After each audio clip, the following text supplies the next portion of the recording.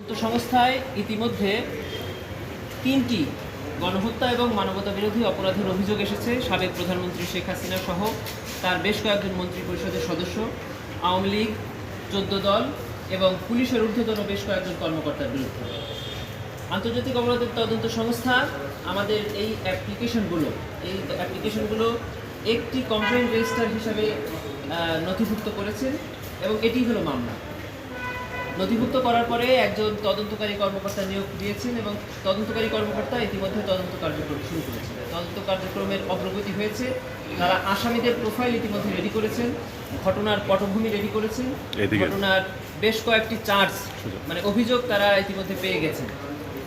এখন তারা অপেক্ষায় আছেন ট্রাইব্যুনাল পুনর্গঠনের জন্য। ট্রাইব্যুনাল এখন অঘটিত আছে, আপনারা জানেন যে ওখানে চেয়ারম্যান যিনি অবসরে গেছেন এবং একজন বিচারক যিনি হাইকোর্টে এসে জয়েন করেছেন, যার কারণে ট্রাইব্যুনাল অঘটিত আছে এবং সকল প্রসিকিউটরগণ পদত্যাগ করেছেন।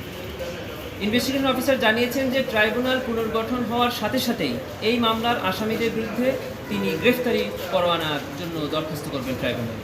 ট্রাইব্যুনাল যদি এই দরখাস্ত মঞ্জুর করেন তখন তিনি এই আসামিদেরকে গ্রেফতার করে আইনের আওতায়। আসামি কারা?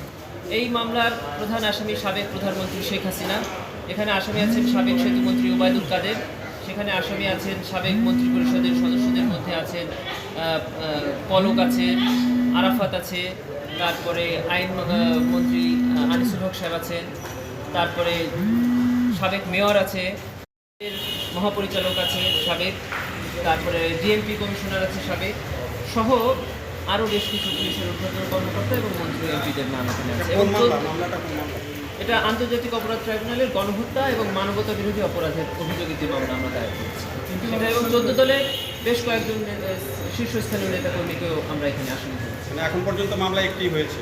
এখন পর্যন্ত কমপ্লেইন্ট রেজিস্টার হিসেবে প্রথম যে মামলাটা করেছিলাম 15ই জুলাই 2024 থেকে 5/127, তারিখ হলো 14/8/2024।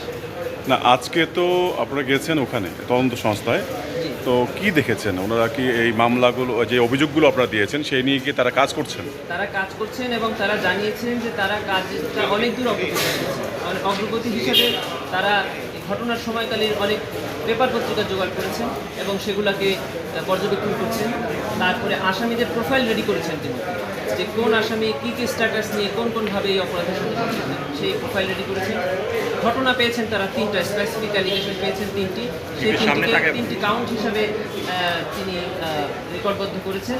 বেশ কয়েকজন সাক্ষীর নাম তিনি পেয়েছেন যারা এই মামলায় বাদী হয়েছে এবং উনি এটাও জানিয়েছেন যে আন্তর্জাতিক অপরাধ ট্রাইব্যুনাল পুনর্গঠন হওয়ার সাথে সাথেই এই আসামিদের বিরুদ্ধে তিনি গ্রেফতারি পরোয়ানার আবেদন করেন।